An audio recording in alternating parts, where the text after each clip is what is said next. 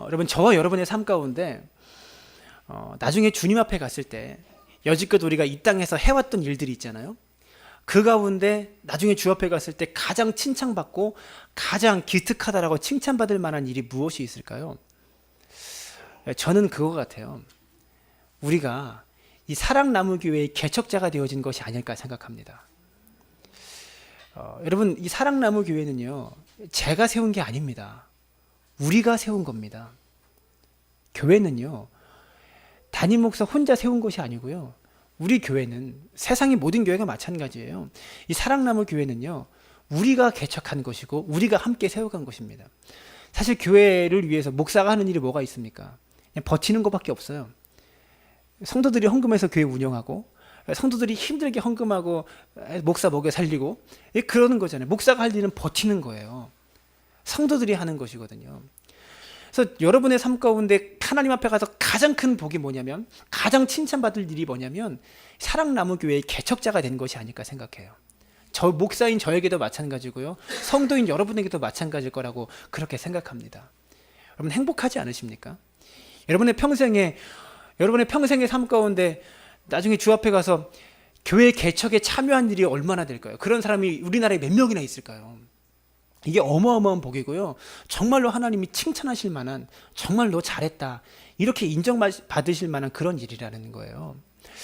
그런데요, 그렇게 칭찬받은 일을 하면요, 받을 만한 일을 그렇게 하면요, 하늘나라에서 복이 있습니다. 하나님께서 나중에 우리가 천국 가서 주실 복이 있지만요, 반면에 이 땅에서 받는 복 또한 있는 거예요. 천국에서의 복만 있는 것이 아니고요, 이 땅에서 우리가 받을 복이 또한 있다라는 거예요. 우리가 2015년을 준비하면서, 지금 2015년을 준비하기 위해서 우리가 함께 기도하고 있고, 여러분이 그렇게 꿈을 설정하고 목표를 설정하기 위해서 기도하고 준비하고 있지 않습니까? 2015년 동안에 하늘에서 받는 복만이 아니고 이 땅에서도 우리가 또 복을 누리길 원합니다. 그러기 위해서 우리가 버려야 될 것이 무엇인가, 우리가 꼭 물리쳐야 될 것이 무엇인가, 그렇게 말씀을 함께 나누고, 다음 주에는 2015년에 우리가 무엇을 가져야 될 것인가, 붙잡아야 될 것이 무엇인가에 대해서 함께 말씀을 나누려고 합니다. 그럼 벌써 한 해가 거의 다 지나갔습니다. 믿기십니까? 놀랍지 않아요? 정말 성경의 말씀처럼 이 세월이 화살같이 지나간다는 말이 맞는 것 같아요. 우리 삶의 순간순간들을 보면요, 어쩜 시간이 이렇게 안 가는지 지루하고 답답하기만 할 때가 있고요, 고난 속에 있을 때는. 근데 우리가 지나온 삶을 돌이켜보면요, 지금 내가 서 있는 곳에서 지나온 시간들을 돌이켜보면 참 시간이 정말 빨리 흘러간다라는 것을 느낄 수가 있다는 거예요. 정말 시간 빠른 것 같습니다. 제가 저희 집에서 아내와 함께, 가족들과 함께 교회를 시작한다고 조금 아파트에서 예배를 드린 게 엊그제 같은데 벌써 한 해가 다 갔어요. 놀랍다라는 것입니다. 그런데 새해가 되면요, 사람들이 다 결심을 합니다. 새해에는 어떠한 일을 하겠다. 2012년도인가요? SBS 방송국에서 직장인들을 대상으로 설문조사를 했습니다. 뭐를 조사했냐면, 새해의 결심을 당신은 지키고 있습니까? 설문조사를 했어요. 근데 그때가 설문조사를 한 것이 새해가 시작되고 1월 1일이 되고 2주 후예요. 2주 후인데 당신은 새해의 결심을 지키고 있습니까? 라는 질문에 2주가 지났는데요, 20.1%가 새해의 결심을 실천하지 못하고 있다고 대답했다고 하는 거예요. 20.1%가 2주밖에 안 됐는데. 놀랍지 않습니까? 우리도 비슷하죠, 여러분? 그리고 그들 중에서 새해의 결심을 지키기 위해서 지속했던 시간이 평균적으로 3.3일밖에 되지 않는데요. 정말 작심삼일이라는 말이 맞는 것 같습니다. 여러분, 이들이 자신의 실패의 이유로 지목한 가장 큰 이유는 다름이 아니라 바로 게으름이었습니다. 게으름 때문에 내가 새해의 결심을 실천하지 못하고 있다라고 그렇게 대답했다라고 하는 거예요. 오늘 2014년을 마무리해가고 2015년을 준비하면서 우리가 2014년 동안에 결심했던 일이 우리가 얼마나 지금 이루었는가, 그리고 2015년에는 정말로 우리가 게으름을 물리치고 우리 삶 가운데 이 땅에서 주시는 하나님의 복들을 경험하고 누릴 수 있는 복된 한 해가 되어지기를 부탁을 드립니다. 여러분, 그리스도인들은요, 거룩하고 열매 맺는 삶을 살아야 합니다. 그리스도인들은 그래야 되는 거예요. 그런데 그러한 삶을 살아가는데 가장 큰 장애물이 바로 게으름이라고 말할 수 있는 것입니다. 이것을 우리가 깨달을 수 있기를 바랍니다. 게으름은요, 그리스도인들이 서서히 죽어가게 하고 은밀하게 죽어가게 하는 매우 치명적인 독과 같은 것이라고 할 수 있습니다. 우리는 게으름을 그 사람의 성향이나 성격이나 뭐 이런 것들이라고 단정 지을 때가 많아요. 근데 게으름은요, 그 정도가 아니에요. 마태복음 25장에 보니까요, 달란트의 비유에서 하나님 예수님께서 이렇게 말씀하셨습니다. 달란트를 받았는데 이것을 열심히 일해서 노력하지 않고 이 달란트를 땅에 묻어놓은 사람에게 뭐라고 말씀하셨냐면 악하고 게으른 종아라고 말씀하셨어요. 악하고 게으른 종아. 반면에 받은 달란트를 가지고 열심히 일해서 더 많은 달란트를 남겨온 자들에게 착하고 충성된 종아라고 이야기하셨습니다. 여러분 여기서 보십시오. 악하고 게으른 종, 착하고 충성된 종. 악한 것이 곧 뭐라고 말씀하셨습니까? 게으르다라고 말씀하셨다라는 거예요. 게으름은요, 악한 것입니다. 착한 것은요, 충성된 것이고요. 우리는 게으름을요, 성격이나 성향이다라고 그 정도로만 생각하는 거예요. 근데 게으름은요, 성경이 말하고 있는 예수님이 말씀하신 대표적인 악이에요. 게으름은 죄악이라고 우리가 분명히 알아야 한다라는 것입니다. 사탄은요, 우는 사자처럼 우리를 실족시키고 넘어뜨리려고 우리를 지켜보고 있습니다. 우리는 삶을 살아가면서 사탄의 존재를 잊어버리고 살아갈 때가 많아요. 내가 지금 사탄의 공격을 받고 있는지, 사탄의 유혹을 받고 있는지 잊어버리고 살아갈 때가 많이 있습니다. 근데 사탄은요, 우리는 사탄을 잊어버리지만 사탄은 결코 우리를 1분 1초도 잊어버리지 않고 지켜보고 있습니다.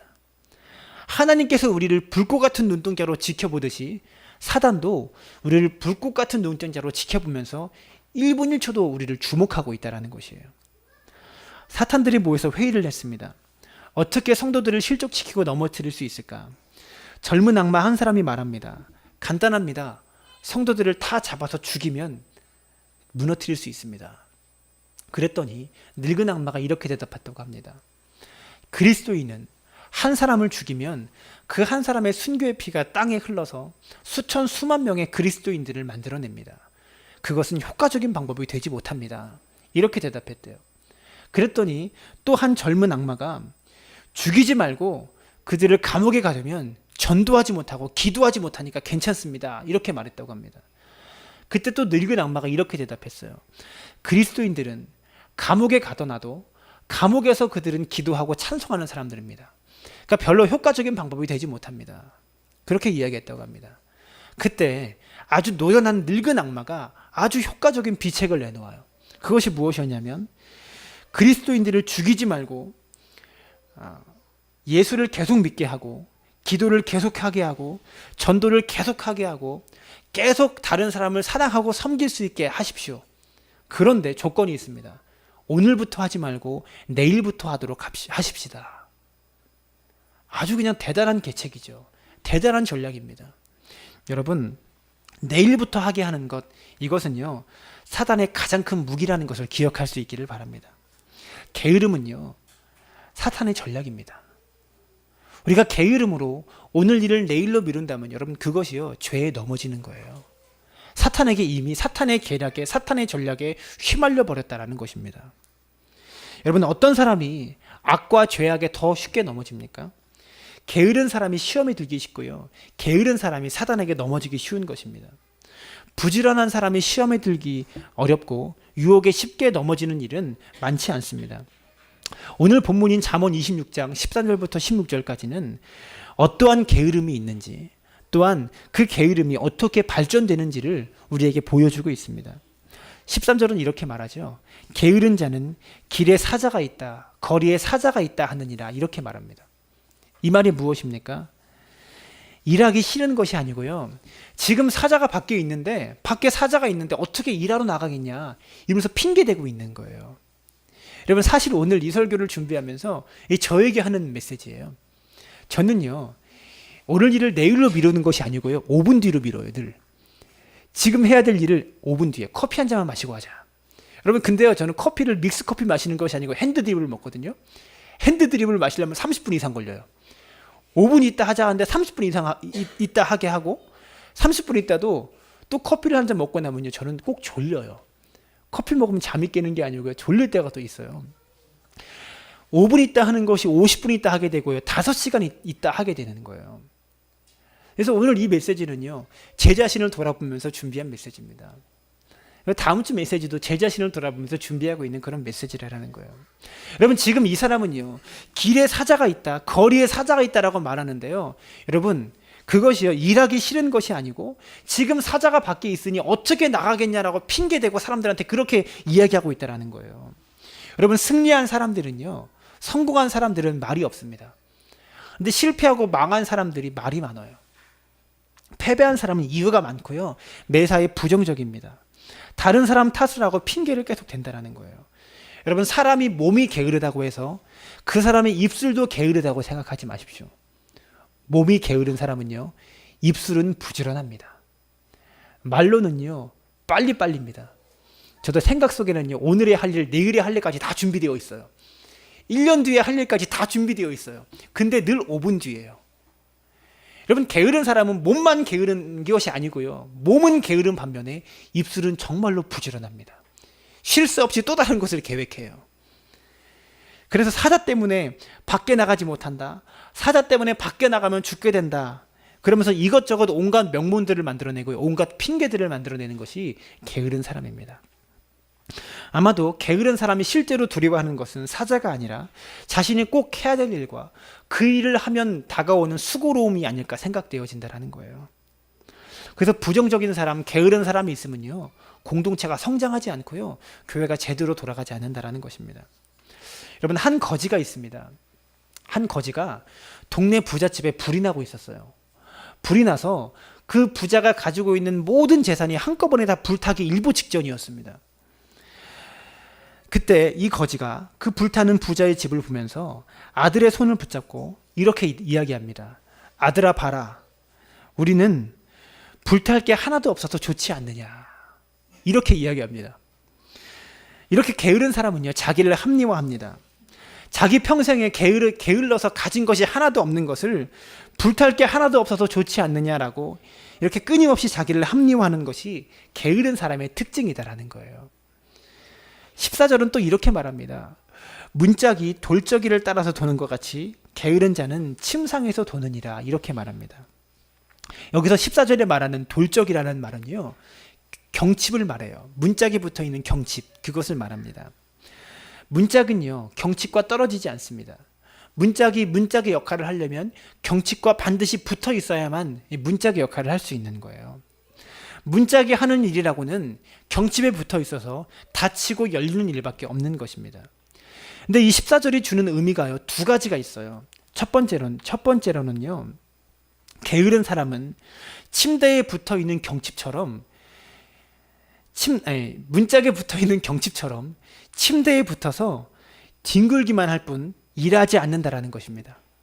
이 말은 무엇이냐면 움직이지 않기 위해서 침대 위에서 움직이는 것을 말하는 거예요. 게으름의 극치죠. 진짜 게으른 사람입니다. 여러분, 잠언 24장 33절부터 34절이 이렇게 말합니다. 내가 좀 더 자자, 좀 더 졸자, 손을 모으고 좀 더 누워있자 하니 빈궁이 강도같이 오며 내 궁핍이 군사같이 이르리라. 여러분, 이 말씀을 읽으면서 정신이 번쩍 드신 적이 없습니까? 좀 더 자자, 좀 더 돌자, 손을 모으고 좀 더 누워있자 하니 빈궁의 강도같이 궁핍이 군사같이 온다. 우리의 이야기죠. 이 말씀을 보면서 깜짝 놀란 적이 없습니까? 여러분, 제가요, 이 두란노 교회라는 교회에서 부교육자 생활을 할 때요, 새벽 예배를 빵꾸는 적이 있어요. 교회가 얼마나 힘드냐면요, 하루에 예배가 3번 있어요. 새벽 1부 예배가 5시에 있고요, 2부 예배가 6시 반에 있어요. 그리고 오후 9시에, 밤 9시에 매일마다 9시 기도회가 있어요. 이걸요 365일 동안 해요. 설날도요 빠지지 않고 해요. 엄청난 교회입니다. 제가 그 교회에 있으면서요, 몸무게가 늘었다 줄었다 이게 반복되는 거예요. 워낙 피곤하니까. 밤 9시 기도회를 마치면요 10시예요. 근데 교회 정리하고 성도들 더 기도하다가 돌아가면 11시쯤 됩니다. 집에 들어가면 11시인데 그때 씻고 자면 11시 반 12시잖아요. 애들도 좀 이렇게 보고 안아주고 그러다 보면 그때 잠자가지고요 새벽 1부 예배를 가야 되는 거예요. 5시 예배를. 새벽에 차량 운행을 하죠. 그리고 또 교회 문 여는 사람이 없어서 문을 제가 열어야 됩니다. 문을 열려면요, 교회 4시 15분쯤에 가서요, 교회 문을 열고 방석을 깔고 난방을 켜고 히터도 켜고 불도 켜고 교회 정리를 해야 돼요. 예배할 준비를 해놓고 4시 40분쯤 되면 차량 운행을 떠나야 돼요. 어마어마한 일이죠. 그러려면 새벽 4시쯤에 일어나야 됩니다. 그 새벽 예배 설교하는데 뭐 그냥 대충 갈 수 있습니까? 넥타이도 매고 이렇게 머리도 이렇게 뜬 머리로 갈 수는 없잖아요. 요즘은 제가 뜬 머리로 나오지만 그렇게 갈 수 없잖아요. 그러다 보니까 새벽 4시에 일어나야 되는 거예요. 그래서 제가 저희 교회 예배를 새벽 5시 반으로 했습니다. 얼마나 거기서 힘들었는지. 그러다가요, 새벽 예배를 빵꾸 낸 거예요. 새벽 예배 그 알람을 최소 단위가 1분씩이잖아요. 한번 알람을 끄고 나서 1분 뒤에 또 울리게 할 수 있지 10초 뒤에 울리게 할 수 없잖아요. 1분씩으로 10개 이상을 맞춰놔요, 제가요. 3시 57분부터 10개 이상을 맞춰 놓는데요. 3시 57분에 알람이 탁 울렸어요. 아, 다음번 알람에 깨자 라고 했다가요, 그리고 잠들었다가 깨니까 8시인 거예요. 성도들이 새벽에 교회 문 앞에서 서 있었던 거야. 그 겨울에 추운데. 그리고 차량 운행하는데요, 그러니까 새벽 6시 반에도 문이 열려 있던 거예요. 2부 예배 드리는데도. 그래서 목사님이 문을 여셨어요. 그리고 아침에 출근해가지고 목사님한테 딱 불려가가지고 엄청 깨졌습니다. 엄청 혼나고, 어떻게 성도들을 그렇게 기다리게 하고 새벽 2부 예배까지 문을 안 열고 6시 반까지 문을 안 열고, 그러고 새벽에 성도들이 밖에서 추운데 차를 기다리게 만들어서 못 타서 그냥 들어가게 만드냐고 엄청 깨졌습니다. 그리고 힘들어가지고 마음이 아파서 화가 나가지고요, 책상에 앉아서 그냥 성경책을 딱 폈는데 이 말씀이 딱 펼쳐지는 거예요. 깜짝 놀란 거예요. 그래서 느꼈습니다. 성경은 이렇게 보는 게 아니구나. 뽑기 하듯이 그냥 아무 때나 펴서 읽으면 안 되겠구나. 그러다가 큰일 난다. 이 생각은 그때 확 들더라고요. 여러분, 성경은 뽑기처럼 보지 마십시오. 네, 그럴 수 있기를 바랍니다. 여러분, 우리가요, 육체적으로 피곤하고 이렇게 힘들다 보면요, 정신적으로 공고했을 때 우리의 육체를 회복시켜주는 건강한 잠이 있습니다. 아주 우리에게 유익이 되고 필요한 그런 잠이 있어요. 반면에 인간의 죄되고 부패된 속성 때문에 우리의 영과 육신을 더 피폐하게 만드는 아주 부패한 잠이 있다는 거예요. 여러분, 사실 잠이요, 굉장히 영적인 것입니다. 잠이 인간적인 것이 아니고요, 잠은요, 우리가 수면은요, 굉장히 영적인 것이라는 것을 알아야 돼요. 우리가 영적인 것을요, 기도하고 말씀으로만 단정 지을 때가 많은데요, 잠은요, 굉장히 영적인 것입니다. 여러분, 영성 있는 삶이 무엇입니까? 영적인 삶이 무엇입니까? 그 사람의 영성이 무엇으로 평가되냐면요, 기도를 많이 하고 말씀을 많이 보고 많은 은사를 받은 것이 그 사람의 영성이 아니고요, 하루의 삶을 하나님의 나라와 영광을 위해서 최선을 다해서 살아가고 있는가, 그것이 그 사람의 영성인 거예요. 하루의 삶 가운데 하나님의 뜻을 이루기 위해서 얼마나 몸부림치고 있고 얼마나 최선을 다해서 살고 있는가, 그것이 그 사람의 영성인 거예요. 여러분, 그런데요, 그래서 잠이 굉장히 영적인 것입니다. 하루의 삶을 하나님의 나라와 영광을 위해서 살도록 최선을 다해서 살아갈 수 있는 힘을 제공해 주기 때문에 잠이 그래서 굉장히 영적인 것이에요. 우리의 하루의 삶과 밀접하게 연관되어 있는 것이 바로 잠입니다. 여러분, 하나님이 여자를 창조하실 때 언제 만드셨습니까? 아담이 잠잘 때 만드셨어요. 사람을 창조하실 때 잠자는 순간에 만드셨다고요. 여러분, 요셉이요, 꿈을 언제 꿉니까? 잠잘 때 꿈꿉니다. 야곱이 야복강가에서 천사와 씨름할 때요, 천사와 씨름할 때 그의 환도뼈가 부러지죠. 그때가 언제입니까? 그가 잠잘 때입니다. 잠은요, 굉장히 영적인 것입니다. 성경은요, 창세기에서 이렇게 말합니다. 저녁이 되고 아침이 되니 이는 첫째 날이니라. 둘째 날을 말할 때요, 저녁이 되고 아침이 되니 이는 둘째 날이니라, 이렇게 말합니다. 성경은 하루의 시작을 아침으로 보지 않고요, 저녁으로 봅니다. 왜 그렇습니까? 저녁에 어떻게 준비하느냐에 따라서, 저녁에 휴식을 어떻게 보내느냐에 따라서 하루가 달라지기 때문에 그렇습니다. 그래서 하루의 시작은요, 진짜 하루의 시작은 밤부터인 거예요. 밤을 어떻게 보내느냐에 따라서 다음 날이 달라진다고요. 여러분, 밤 12시가 넘어서까지 TV를 보고 늦게 자고 놀다가 들어와서 다음날 출근해 보신 적이 있을 겁니다. 그러면 어떻습니까? 하루가 부지런하게 사라집니까? 절대 그렇게 안 되죠. 잠은요, 다음 날 하나님의 영광을 위해서 최선을 다해서 살아갈 수 있도록 그런 힘을 우리에게 제공해주는 아주 영적인 것이라는 거예요. 그래서 영적인 사람은요, 잠을 잘 잡니다. 저는요, 아무 때나 잡니다. 그리고 아무 데서나 잡니다. 저는 지금 여기서도 잘 수 있어요. 비계만 주면 5분 만에 잠들 수 있습니다. 맨날 새벽 5시에 일어나서 살기 때문에 아무 데서나 잘 수 있다는 거예요. 여러분, 이렇게 잠은 우리의 영적 생활에 정말로 필요하고 소중하고 중요한 것인데요. 반면에 우리의 삶을 피폐하게 만드는 그런 잠이 있다는 거예요. 우리가 잠이 쏟아지게 되면요, 그 잠이 육체적인 요소만 있는 것이 아니고요, 영적인 요소가 그 잠의 배후에 있다는 것을 기억할 수 있기를 바라고요. 잠을 자다 보면 좀 더 자자, 조금만 더 자자, 이런 생각이 들 때가 많아요. 근데 그것이요, 실제적으로 나에게 필요한 건강한 잠이 아니고요, 우리의 게으름에 속한 부패한 잠인지, 우리를 죄악으로 끌어가는, 게으름으로 끌어가는 그런 부패한 잠인지를 우리가 분별할 수 있도록 영적으로 여러분들이 늘 깨어 있어야 된다는 거예요. 잠잘 때도요, 깨어 있어야 돼요. 잠자는 순간에도 이것이 죄된 잠인지 영적인 잠인지 판단할 수 있는 그런 영적으로 깨어 있는 사람이 되어야 한다는 것이죠. 14절이 주는 두 번째 의미가 있습니다. 문짝에 붙어있는 경첩처럼 바쁘게 일은 하는데 아무 의미 없이 일만 반복하는 것, 이것 또한 게으름이다라고 성경은 가르쳐주고 있는 거예요. 일정한 궤도를 움직이는 경첩처럼, 일정한 사이클로 움직이는 시계추처럼 하나님의 영광을 향한 목적과 의미를 상실하고 하나님의 영광을 생각하지 않고 그저 바쁘게만 살아가는 것, 이것도 게으름이다라고 성경은 그렇게 말하고 있다는 것이죠. 여러분, 아무 질문 없이 생각도 없이 부지런하게만 살아가는 게으름, 그런 게으름이 있다라고 성경은 말합니다. 정말 부지런히 열심히 살지만 자기 중심적으로 살고 자기 이익만을 위해서 분주하게 살아가는 것 또한 게으름이라는 거예요. 여러분, 학생들에게, 제가 청소년 사역을 많이 했었을 때 학생들에게 늘 물어봅니다. 너 학교 왜 다니니? 몰라요. 물어보면 이렇게 몰라요. 도시락 까먹으러 가나요? 축구하러 가나? 뭐 이렇게 말해요. 너 학원 왜 다니니? 엄마가 가라고 해서 갑니다. 이것이 대부분의 대답이라는 거예요. 여러분, 이것은요, 게으름입니다. 목적이 없이 반복하는 것, 무의미하게 분주하게 살아가고 바쁘게 살아가지만 하나님의 영광이라는 목적과 목표가 없이 살아가는 것 또한 게으름이다라고 성경은 가르쳐주고 있다는 것이죠. 우리가 더 이상 이런 게으름을 반복하지 않기를 바랍니다.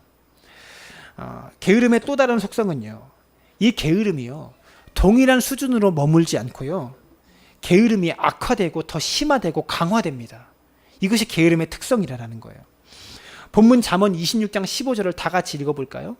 26장 15절입니다. 시작. 게으른 자는 그 손을 그릇에 넣고도 입으로 올리기를 괴로워하느니라. 여러분, 놀랍지 않습니까? 그릇에 음식이 가득한데 이것을 손으로 잡아요. 잡아놓고도 입으로 올리기가 귀찮아서 괴로워하는 거예요. 여러분, 게으름이요, 이렇게까지 악화되고 심화되고 강화됩니다. 대단한 게으름쟁이죠. 게으름의 극치를 보여주고 있습니다. 여러분, 세상에서 설교 준비해서 예화를 찾다가 정말로 어이없는 예화가 있었어요. 세상에서 게으름으로 말하면 최고인 사람이 있었습니다.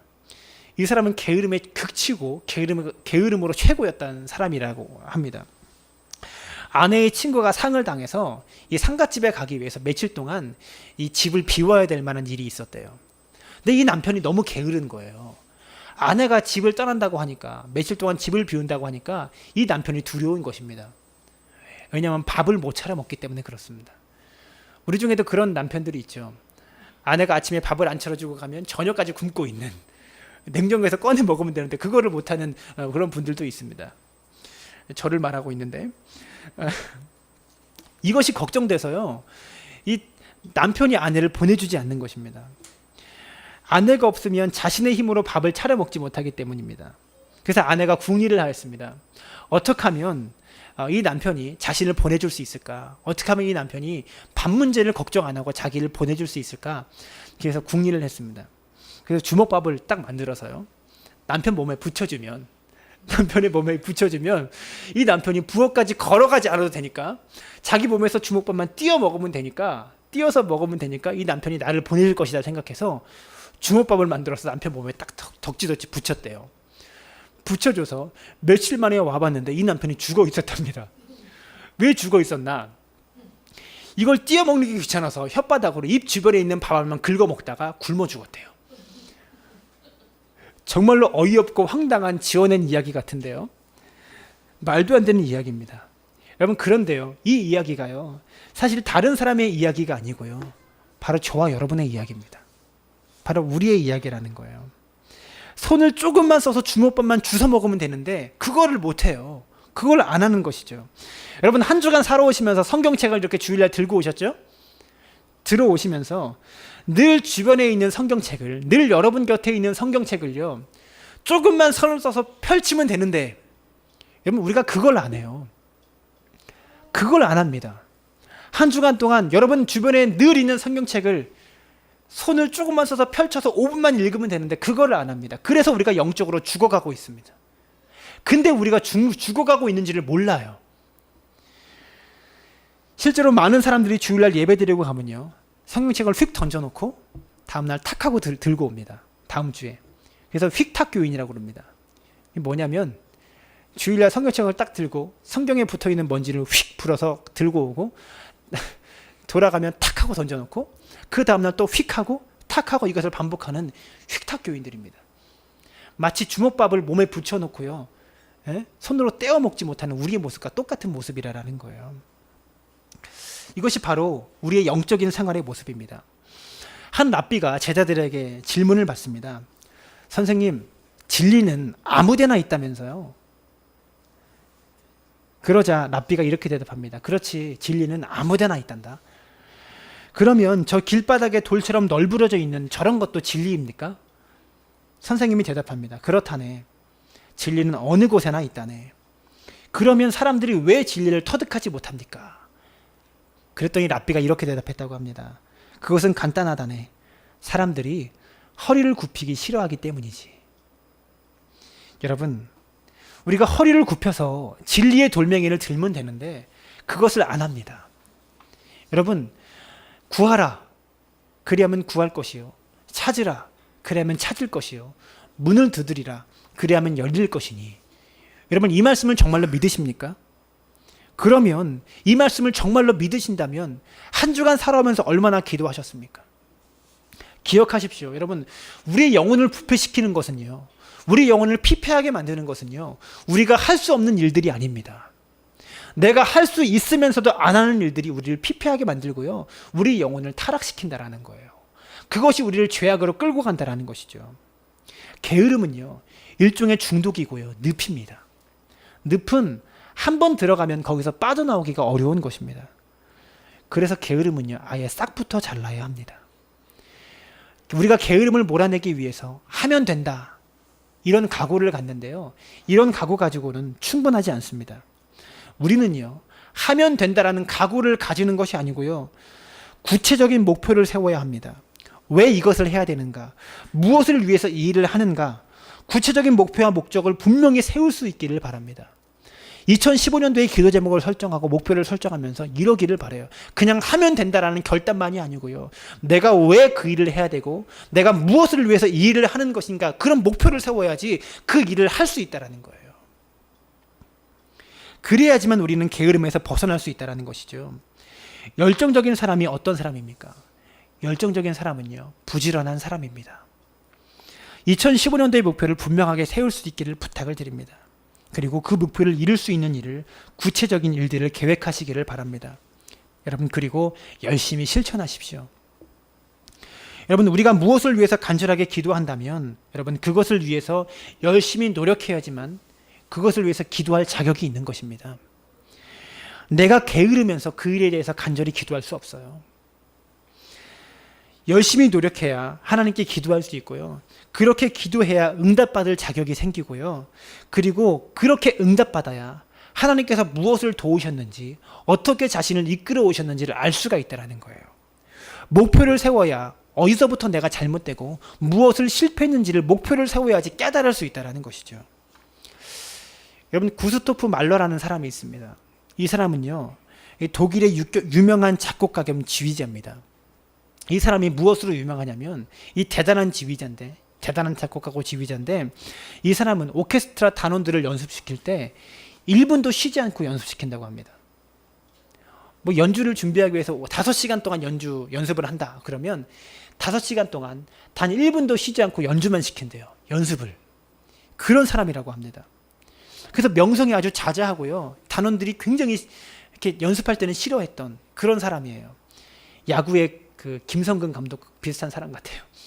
그런 사람인데, 이 사람이 그날도 역시 오페라를 준비하면서 이렇게 단원들을 연습시키고 있는데, 이 구스타프 말리라는 사람이 단원들에게 갑자기 자신한테 1시간만 시간을 좀 달라고 그렇게 이야기했다고 합니다.